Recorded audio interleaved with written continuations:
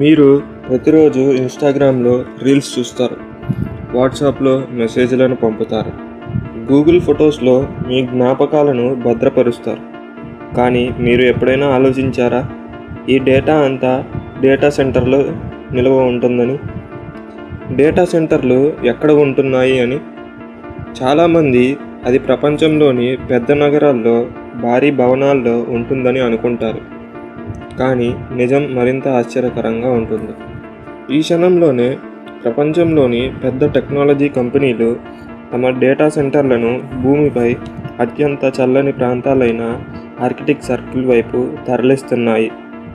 మంచుతో కప్పబడి ఉండే నెలల తరబడి సూర్యకాంతి కూడా కనిపించని ఆ ప్రాంతం ఇప్పుడు ప్రపంచ డిజిటల్ భవిష్యత్తుకు కేంద్రంగా మారుతుంది.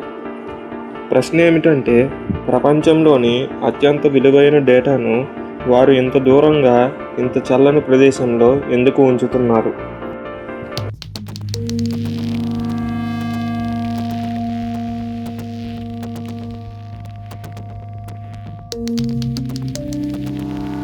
రెండు వేల 26 నాటికి ఆర్టిఫిషియల్ ఇంటెలిజెన్స్ పూర్తిగా మార్చేసింది. చాట్‌జిపిటి, జెమినై, క్లాడ్ మరియు వందలాది ఏఐ సిస్టమ్లను ప్రతిరోజు కోట్ల మంది ఉపయోగిస్తున్నారు. కానీ ఈ ఏఐ వెనుక ఒక పెద్ద సమస్య దాగి ఉంది. ఏఐకి సమాధానాలు ఇవ్వడానికి వేలాది శక్తివంతమైన జీపీయూలు నిరంతరం పనిచేయాలి. ఈ జీపీయూలు పనిచేసే కొద్ది సెకండ్లలోనే విపరీతమైన వేడిని ఉత్పత్తి చేస్తాయి.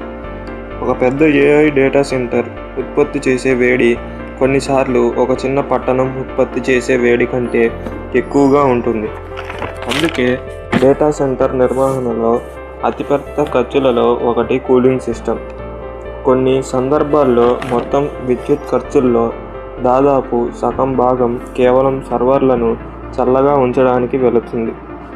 ఏఐ డిమాండ్ పెరిగే కొద్దీ ఈ ఖర్చులు కూడా ప్రమాదకర స్థాయికి చేరుకున్నాయి. అప్పుడు టెక్ కంపెనీలు ఒక విప్లవాత్మక ఆలోచన చేశాయి. ప్రకృతి ఇప్పటికే ఉచితంగా చల్లని గాలిని ఇస్తుంటే ఖరీదైన ఎయిర్ కండిషనర్లపై ఎందుకు ఆధారపడాలి? ఆర్కిటిక్ సర్కిల్లో సంవత్సరంలో ఎక్కువ కాలం ఉష్ణోగ్రతలు 0 డిగ్రీ కంటే తక్కువగా ఉంటాయి. అక్కడ సహజ చల్లని గాలిని ప్రత్యేక ఫిల్టర్ల ద్వారా సర్వర్ రూములలోకి పంపించి వేలాది కంప్యూటర్లను చల్లగా ఉంచవచ్చు. దీనిని ఫ్రీ కూలింగ్ అని పిలుస్తారు. ప్రపంచంలోని ఇతర ప్రాంతాల్లో కోట్ల డాలర్ల ఖర్చు అయ్యే కూలింగ్ ఇన్ఫ్రాస్ట్రక్చర్ ఆర్కిటిక్ ప్రాంతంలో ప్రకృతి ద్వారానే దాదాపు ఉచితంగా లభిస్తుంది.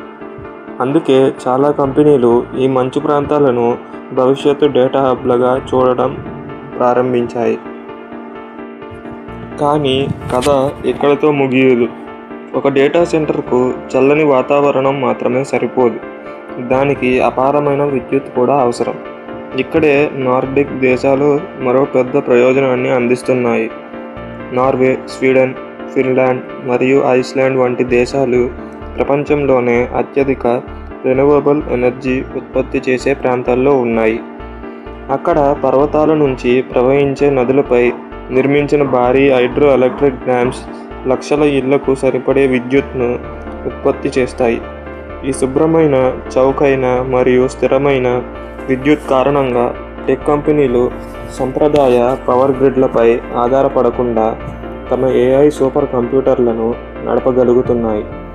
భవిష్యత్తులో ఏఐకి అవసరమయ్యే భారీ శక్తిని అందించగల ప్రాంతాలు ప్రపంచంలో చాలా ఎక్కువ. ఆర్కిటిక్ ప్రాంతం వాటిలో ముఖ్యమైనది.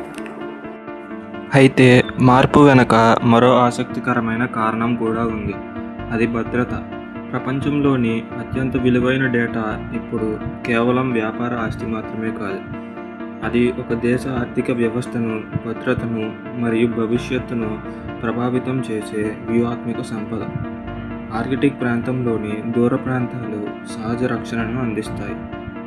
జనసాంద్రత తక్కువగా ఉండటం, రాజకీయ స్థిరత్వం ఎక్కువగా ఉండటం మరియు కఠినమైన గోప్యతా చట్టాలు ఉండటం వల్ల ఈ ప్రాంతాలు డేటా నిల్వకు అత్యంత ఆకర్షణీయంగా మారాయి. ఒకప్పుడు ఈ ప్రాంతాల దూరం సమస్యగా ఉండేది, కానీ ఇప్పుడు high speed fibre optic cables మరియు లో ఎర్త్ ఆర్బిట్ శాటిలైట్స్ వల్ల ప్రపంచంలోని ఏ మూల నుంచి అయినా మిల్లీ సెకండ్లలో డేటాను యాక్సెస్ చేయవచ్చు. ఇప్పుడు ఆర్క్టిక్ సర్కిల్లో ఒక నిశ్శబ్ద విప్లవం జరుగుతుంది. గతంలో అక్కడ మంచు, హిమపర్వతాలు మరియు అరుదైన వన్యప్రాణులు మాత్రమే కనిపించేవి. కానీ నేడు అక్కడ ప్రపంచంలోని అత్యంత శక్తివంతమైన కంప్యూటింగ్ మౌలిక వసతులు నిర్మించబడుతున్నాయి. ఇది కేవలం డేటా సెంటర్స్ నిర్మాణం కాదు, ఇది భవిష్యత్తు డిజిటల్ ప్రపంచానికి పునాది వేయడం. AI, cloud computing, quantum research మరియు భవిష్యత్తు ఇంటర్నెట్ అన్నీ ఇప్పుడు ఈ మంచు ప్రాంతాల వైపు చూస్తున్నాయి. ప్రపంచ ఆర్థిక వ్యవస్థ యొక్క సెంట్రల్ నర్వస్ సిస్టమ్ నెమ్మదిగా ఆర్కిటిక్ ప్రాంతానికి మారుతున్నట్లు కనిపిస్తుంది. కానీ ఈ పురోగతికి ఒక ప్రశ్న కూడా తోడుగా వస్తుంది. ప్రపంచ డిజిటల్ భవిష్యత్తును నిర్మించడానికి మనం ప్రకృతి యొక్క అత్యంత సున్నితమైన పర్యావరణ వ్యవస్థల్లోకి ప్రవేశిస్తున్నాం. ఆర్థిక అభివృద్ధి మరియు పర్యావరణ పరిరక్షణ మధ్య సరైన సమతుల్యతను ఎలా సాధిస్తాం? ఈ ప్రశ్నకు సమాధానం ఇంకా పూర్తిగా తెలియదు. కానీ ఒక విషయం మాత్రం స్పష్టంగా ఉంది. మానవ చరిత్రలో అత్యంత ఆధునిక సాంకేతిక విప్లవం భూమిపై అత్యంత పురాతనమైన మరియు ప్రశాంతమైన మంచు ప్రాంతాల మధ్య జరుగుతుంది. ప్రపంచ భవిష్యత్తును నడిపించే ఆర్టిఫిషియల్ ఇంటెలిజెన్స్ చివరికి మంచు మరియు గాలిపై ఆధారపడుతుందని కొన్ని సంవత్సరాల క్రితం ఎవరూ ఊహించలేదు. కానీ ఇలాంటి మరెన్నో బిజినెస్ స్టోరీస్, ఇన్స్పైరింగ్ స్టోరీస్ కోసం లావిష్ కింగ్ ఛానల్ను సబ్స్క్రైబ్ చేసుకోండి.